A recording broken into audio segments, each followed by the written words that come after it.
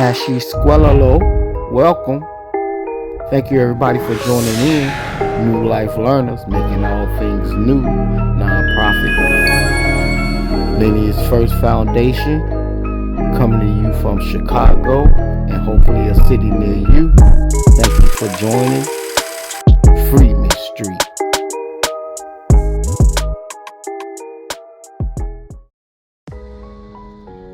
What's going on, family? It's been going on for a while about us and what we should call ourselves.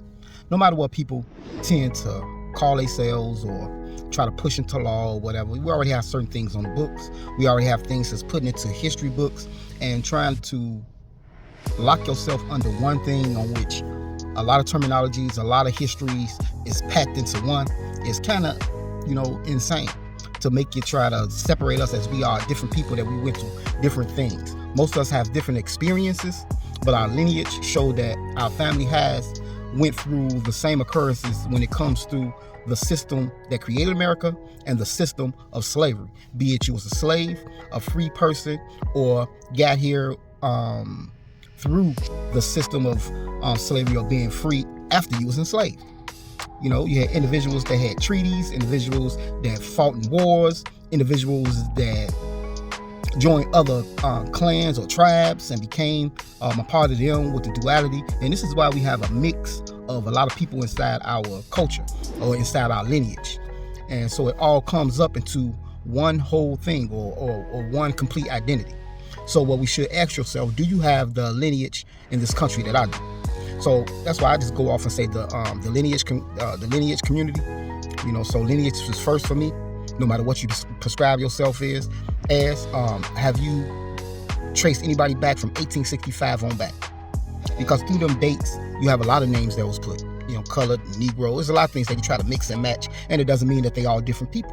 That means they all was up under something where the government and the people in the communities around us try to play a game on us by tightening us different. That's how they divide and conquer. You this, you that, you this, you that, you this, you that. You went through this, you went through that, you went through this. No, we all experienced the same because it was a system that was created and publicized and uplifted by the American government and those people who have money tied into the system. So just like today, this system is predicated on capitalism, and capitalism is upheld by those individuals who the government uplift by giving them a track into continuous finances, continuous support, and relegating them to spaces and areas where they can draw wealth out of certain communities, which really is black communities. Because this is the only way you can define that how we make so much money, how so much money is generated in our community, but yet none of that money we keep, because it doesn't reflect or is not put back into our community, because you do not own, support, or have the wealth in the community on whereas you can use what you want to do for your community, to give your children, your family, or your people the funds they needed to run the community. So if you don't understand what I'm saying, then it's time for you to do a little more digging, do a little more research, and do a little more of your history. Because at the end of the day, if you cannot figure out the timeline from 1865 all the way back to the past, to the creation of America, I don't care if you go 1525, 1619, or anything in between. 1865 is a starting point. Some people say 1870. You could do that, So right now, if you can't identify your great-great-grandmother or great-grandmother kind of here in America, depending on your age, then you're not part of the lineage community that we're talking about. So some people can say Black American, some people say FBA, some people can say ADOS, some people can say Freedmen American, some people can say Negro. All those are legitimate names, and all those have the date of 1865 on back. None of them have anything different. So they're part of the lineage community, on which is owed reparations, on which they should have their autonomy inside their government, on which the 1866 Civil Rights Bill is created for those individuals, on which our history has a lot of things tied into it, because we are specific people with a specific lineage and can cultivate all that history from there on back.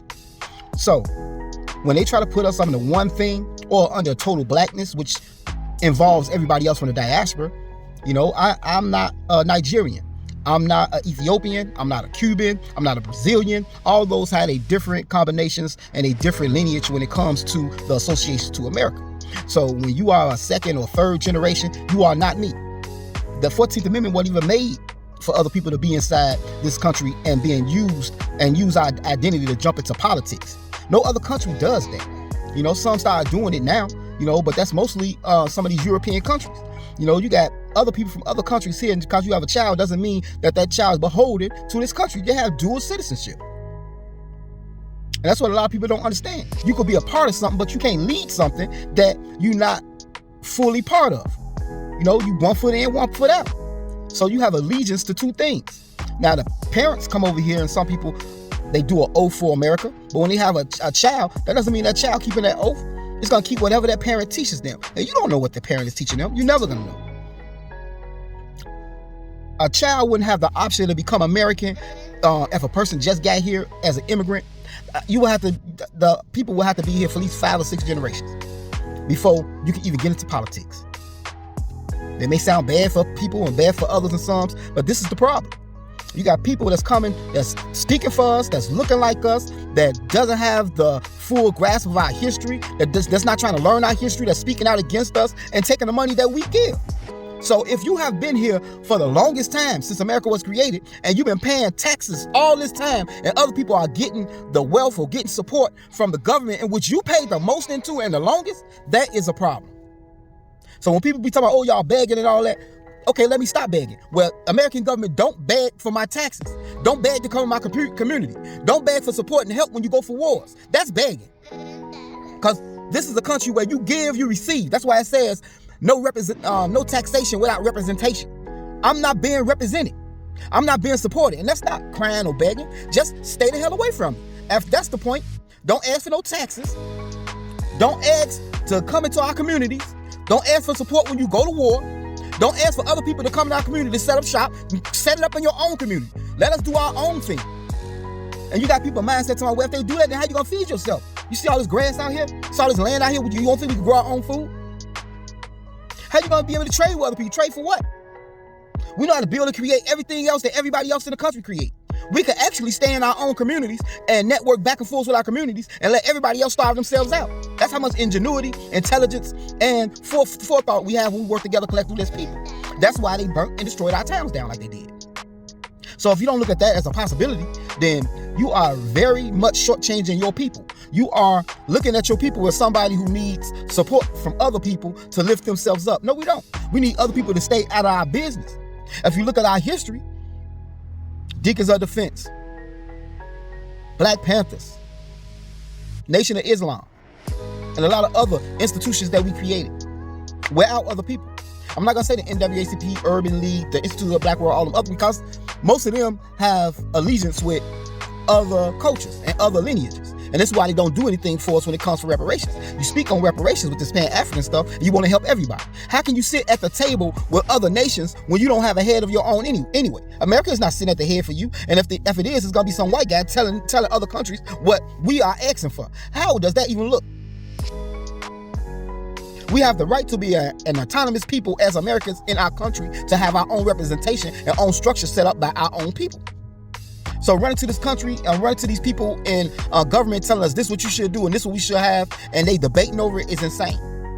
You create what you want to have and tell them if you're not gonna run by this, then step your ass off. This is why the Constitution created certain things in there. When you go to the 13th, 14th, 15th Amendment, it's allowed us to utilize the 1st, 2nd, and 3rd Amendment on down, all the rest of them. You know, the right to bear arms, the right to have militias, the right to our own spaces, the way that the 1866 Civil Rights Bill tells us. Just like they got sundown towns, we can have our sun up towns. See, I played on the word sun up. The reason why I say sun up, because we got melanin in our skin and we like the sun. So we should have our areas the way we want to put it together. We shouldn't have no other people in our community as policemen, firemen, and all that. All that money and resources that come from the government to support our communities should be given to a structured system in our community that we can build on. So it's insane to have people come tell us from different countries that we just lazy, we don't want to do nothing, and we asking. We're not asking no more. We telling you, stay out of our community. If you're going to build a business here, if you're not investing in our community, don't put your business here. I don't care if you're from the lineage or not. If you come in the community and you say, oh, I'm wealthy, I got business, I got all this, how much money are you taking or instituting or supporting or donating into an organization in the community that helps the community? that does after school programs, that does a food program, that does a housing program. If you don't have an institution like that that's helping your lineage, that's helping the people of your lineage, then it's a problem. And those are problems that we gotta solve. We have the people in our community that's making a lot of money, but they use that money to support in different ways. Buying book bags and giving people food drives, and that's nice. You know what I'm saying? But that's an after effect of the support. We need to have our own schools. We need to have our own medical places, hospitals.